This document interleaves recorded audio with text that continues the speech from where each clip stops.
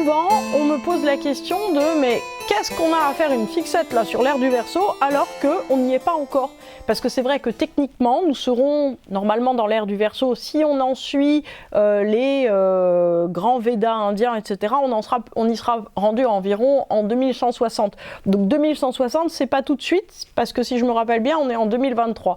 Et pourtant, on est vraiment dans les prémices de l'ère du Verseau et plus du tout dans l'ère du Poisson. Alors, déjà, pour vous recaler un petit peu, pour vous replanter le décor, qu'est-ce que c'est que l'ère du Poisson? Qu'est-ce que c'est que l'ère du Verseau? Déjà, ce sont des grandes ères astrologiques. Ce sont des grandes ères qui reculent, hein, c'est-à-dire que avant le Poisson, on était en Bélier, avant le Bélier, on était en Taureau. Donc Taureau, c'était l'ère du veau d'or, etc. Bélier, c'est l'Ancien Testament, en gros, les 2000 ans de l'Ancien Testament. L'ère du Poisson, c'est l'ère christique, le Poisson. Et le Verseau, c'est l'ère maintenant. Bon, ok, il n'y a pas encore la nouvelle religion de l'ère du Verseau, ça va venir, mais ça sera 2160, donc vous verrez dans 2 incarnations environ par rapport à ce que vous êtes maintenant. Là, on va parler, en fait, déjà de la différence entre le Poisson, parce que malgré tout, on y était il y a encore 100 ans, et le Verseau. Donc, la structure de l'ère du Poisson, c'est une structure qui est pyramidale, c'est-à-dire qu'il y a le pouvoir, il y a le leader qui protège.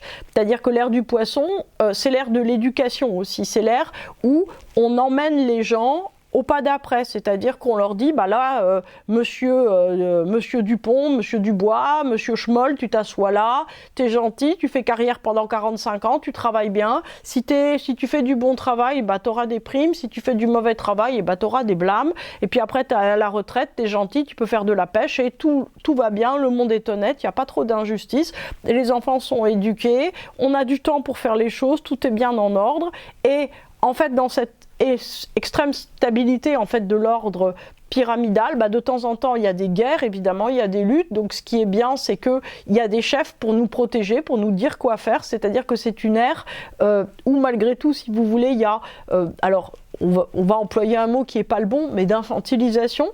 Nous, on est déjà Verseau, c'est pour ça qu'on trouve ça infantile, mais en fait on est pris en charge par une dimension supérieure.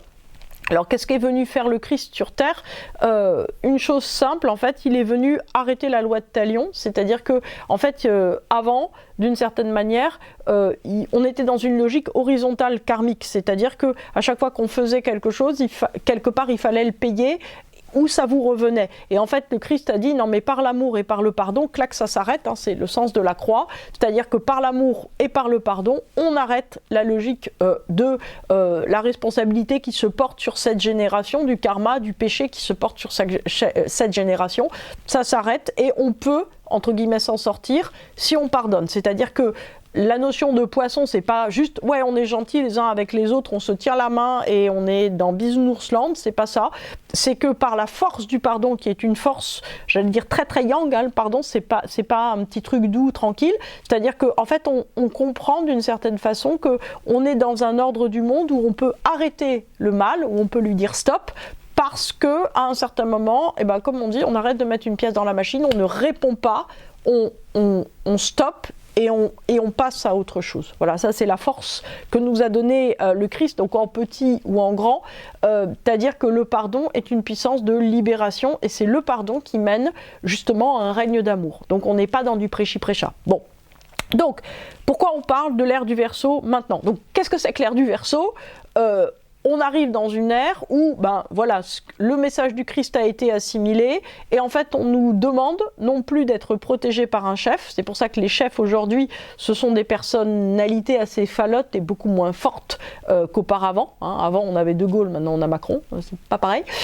Donc ce qui veut dire, si vous voulez, enfin je suis pas sûre que, oui, Charlemagne aussi. Bon bref, c'est un autre sujet. Toujours est-il, si vous voulez, que l'ère du Verseau, c'est chacun est son chef. Donc voilà, on prend le petit Hervé en 1950 ou on prend le petit Erwan en 2023. Hervé en 1950, on lui dit tu bosses à l'école, tu fais pas chier, et si tu fais des problèmes, on te file des coups de règle et tu auras un bon métier comme ton père et on te donne pas le choix et tu fais la bonne vie et c'est tout. Erwan, on lui dit autodétermine-toi en ton âme et conscience, petit homme, et fais des choses ludiques pour découvrir ton potentiel créatif. Bon, je suis pas sûre duquel est le mieux barré dans l'existence entre les deux. Pourquoi? Parce que c'est en fait ces deux extrêmes. L'éducation, si vous voulez, donne un cadre. l'enfant, Hervé en l'occurrence, se repose sur le cadre. C'est-à-dire que Hervé, en fait, peut s'appuyer sur le cadre. Le bien et le mal sont très clairs. Le mal, c'est quand il prend des coups de règle. Le bien, c'est quand il a des bons points. Donc, en fait, sa vie est simple et tout est bien. Je veux dire, en fait, il peut se reposer sur des règles. Le petit Erwan, en 2023, il est moins bien barré parce qu'en fait, on ne lui dit rien. On ne lui dit pas « tu fais bien, tu fais mal ». On lui dit « en ton âme et conscience ». Décide de ce qui est ton être profond et de ce dans quoi tu veux t'investir. Engage-toi, mais on ne te force pas, on ne te dit rien.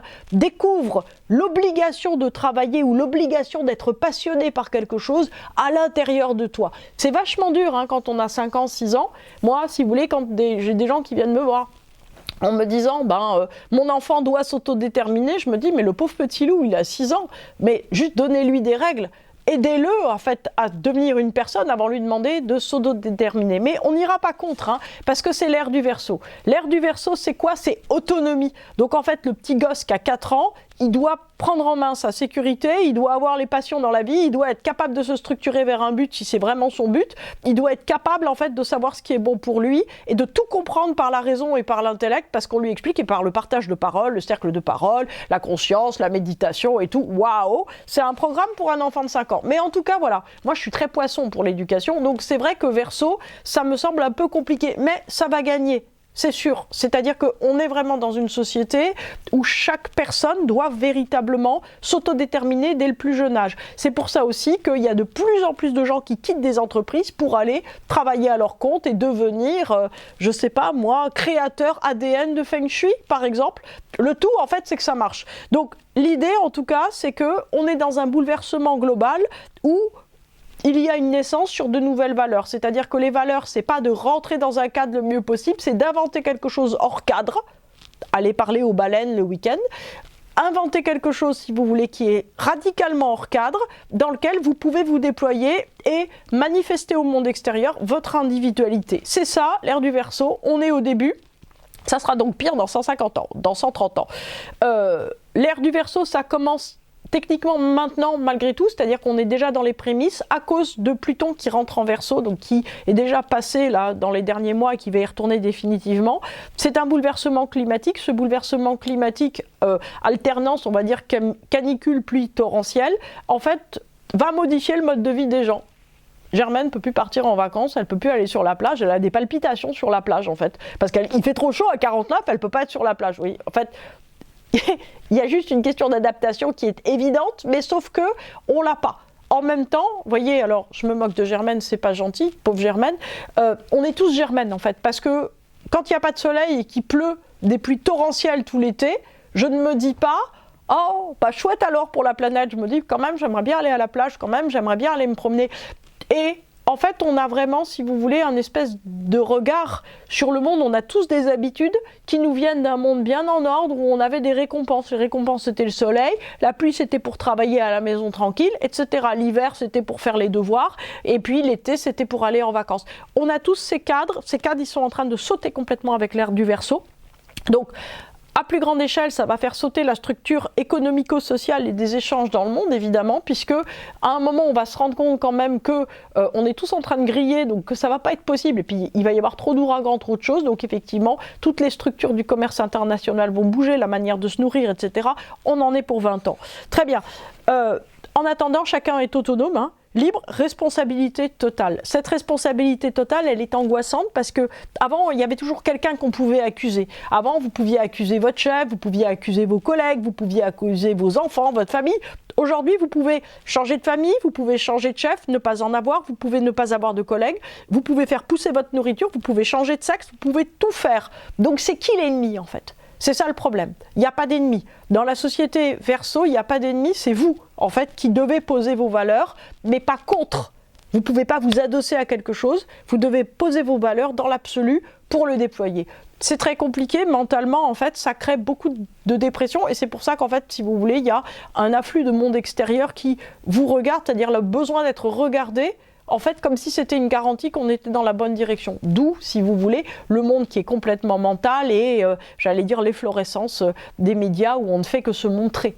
En vérité, c'est bien en soi qu'il va falloir trouver la valeur, le drive intérieur, et non pas dans le fait d'être liké par des gens. Bon. Alors, recentrement sur l'individu, évidemment, dans l'ère du Verseau, ça donne un individualisme. C'est-à-dire que de toute façon, toute tendance va donner à un certain moment un excès de sa propre tendance. Hein. C'est-à-dire que, par exemple, dans l'ère du Poisson, l'excès d'obéissance donnait une espèce de passivité, de lâcheté, etc. Ça a donné le mal radical avec la Seconde Guerre mondiale et les gens qui se disaient « Non mais attends, je gère juste des stocks » alors qu'ils étaient en train de tuer des gens. Mais voilà. En tout cas, ce qui est clair, c'est que faire ce qu'on veut est très très compliqué parce que l'engagement est moins évident puisque si vous voulez on n'est pas dans une société là encore où le bien et le mal sont posés, on est dans une société où on doit le poser à chaque moment. Donc quelles sont les ressources de cette ère du Verseau? Alors j'en ai trouvé 3. Alors, je vais certainement en trouver d'autres, mais là, il y en a 3 qui me poursuivent depuis 1 an ou 2. C'est-à-dire que je commence beaucoup à réfléchir déjà qu'on est effectivement déjà... La première ressource, c'est le rejet de toute contrainte. C'est-à-dire qu'on ne veut pas perdre sa vie, vous voyez, avec la réforme des retraites qui a eu lieu en France, on ne veut pas perdre sa vie à faire un travail qu'on n'aime pas. Ça veut dire qu'on se dit, mais attends, je ne vais pas donner 4 ans, 5 ans de ma vie de plus dans l'idée d'avoir une retraite, etc. C'est-à-dire que, en fait, le point de bascule dans le fait qu'on refuse de donner sa vie à quelque chose qu'on n'a pas choisi est de plus en plus fort. Donc, en fait, dans cette idée de réforme des retraites, à un certain moment, les gens, effectivement, ont arrêté de se mobiliser comme ça, mais par contre, chacun cherche des solutions individuelles. C'est-à-dire que la solution individuelle, c'est de sortir du système en se disant, OK, comment moi je peux vivre sans avoir les ressources financières donc pour vivre, sans avoir à faire quelque chose que je n'aime pas. C'est-à-dire que l'acceptation des contraintes et des contraintes qui s'imposent de l'extérieur, elle est de moins en moins acceptée. C'est pour ça aussi que on ne maintiendra pas, j'allais dire, un système d'éducation avec des dates fixes de vacances pour tout le monde parce que les gens veulent partir quand ils veulent. Ils veulent faire ce qu'ils veulent. Donc ce rejet de toute contrainte va en fait pousser, si vous voulez, il va y avoir une obligation de bascule vers une autonomie de plus en plus grande parce que les gens refusent qu'on les contraigne, en fait, refusent qu'on leur dise bah là tu t'assois là tu fais ça, là ton temps de 8h à 18h t'es bloqué. Il y a un refus. Donc en fait, si vous voulez, il y a une volonté d'autodétermination quoi qu'il en coûte, hein, pour le coup. C'est-à-dire qu'il y a une volonté absolue, si vous voulez, de sortir de ça. Donc ça, c'est la première ressource de l'ère du Verseau. C'est-à-dire que cette rejet de toute contrainte finit par être, si vous voulez, une surenchère continuelle qui va aboutir, d'une certaine manière, à une déstructuration globale de la société. Deuxième ressource très importante, ce sont les déchets. C'est-à-dire que ce qu'on a le plus aujourd'hui, ce sont des déchets. Hein. Bon, donc en fait, avant le déchet, c'était un rebut, c'était vraiment quelque chose de dégoûtant, etc. Aujourd'hui, c'est une valeur, en fait. C'est-à-dire que si vous avez beaucoup de déchets, vous pouvez recycler, vous pouvez transformer. Donc, en fait, on est passé, si vous voulez, dans une ère de plus en plus importante où on avait très envie, d'une certaine façon, vous voyez, de se défaire de nos déchets. Parce que des gens très riches, en fait, qu'est-ce qu'ils pouvaient faire? Ils pouvaient, d'une certaine façon, produire des déchets et avoir des choses neuves. En fait, c'était ça, la société de consommation. Si j'aime pas mon canapé, je le jette, j'en ai un autre, et puis encore un autre, et puis encore un autre. Aujourd'hui, la richesse, ça va être capable de recoudre un canapé, de le recycler, de le transformer en voiture, puis en frigidaire, etc. C'est-à-dire que plus vous savez transformer, plus vous êtes puissant.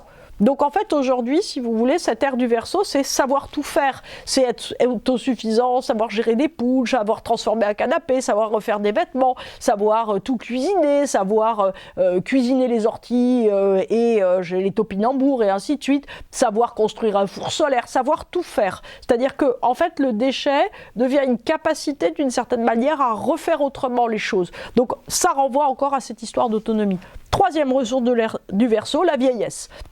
C'est plus compliqué parce qu'en fait on vit de plus en plus vieux, on a remarqué, et en même temps on est toujours, j'allais dire en bug système arrêt sur image, sur le fait que la meilleure époque de la vie c'est 25 ans quand on est jeune, beau, blond et qu'on court sur la plage avec une planche de surf, avec une belle femme ou un bel homme bien musclé à côté de soi. Bon, évidemment c'est pas la même chose. Donc en fait, quand on a 70, 80, 90 ans. Donc ça veut dire, si vous voulez, qu'il va falloir donner des valeurs différentes à la vieillesse. C'est-à-dire donner des valeurs, on va dire, d'autonomie. Alors déjà, il y a toute l'histoire du bien vieillir. C'est-à-dire que l'idée, c'est de rester jeune, etc. Mais en fait, on n'a pas changé de valeur. On a juste propulsé les valeurs de la jeunesse dans les valeurs de la vieillesse. C'est-à-dire qu'il faut être beau, il faut être actif, il faut aimer, il faut créer un monde formidable à son endroit, etc. Mais on n'a pas encore le point de bascule vers l'autonomie. C'est-à-dire que pour le moment, on est toujours dans un mode horizontal et c'est pour ça qu'il y a tellement de scandales avec les EHPAD. C'est-à-dire qu'à un moment, on va dire dans 40 ans, ça sera indigne, on ne placera plus les vieilles personnes. C'est-à-dire que les vieilles personnes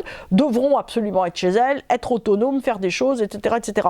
Donc en fait, si vous voulez, il va falloir changer de valeur sur l'éternelle jeunesse, comme les canapés qu'on apprend à recoudre. Il va falloir en fait donner au 4e âge, au 5e âge, etc., vers lequel, par exemple, je m'avance énormément, une utilité. Donc la première chose très importante, c'est cette autonomie, vous voyez. C'est-à-dire que s'il n'y a plus de retraite parce que chacun s'est autodéterminé et qu'on a refusé de rentrer dans une société, eh ben on est obligé de travailler jusqu'à sa mort. Ainsi, voilà, vous aurez des vidéos jusqu'au moment où je mourrai. Voilà, et si c'est 120 ans, eh ben il y en a encore pour un certain temps. Voilà, préparez-vous, encore 70 ans à tenir.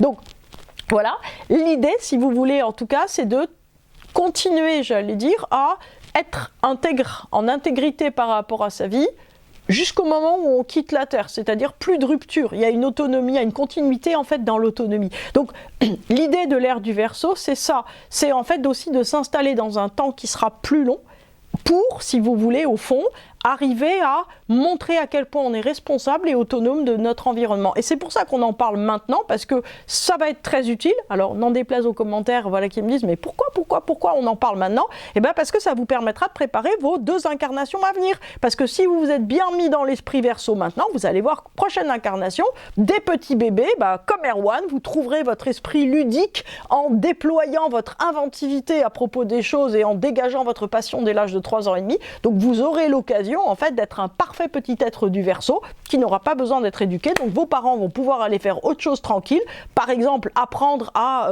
je sais pas moi, coudre des vêtements à leurs poules, de manière, si vous voulez, à ce qu'elles aient pas froid l'hiver, et ainsi de suite. C'est-à-dire que chacun est dans une autonomie totale et chacun doit être dans sa vie et on se rassemble tous pour partager toutes les découvertes qu'on a faites, toutes générations confondues, donc de 3 à 120 ans.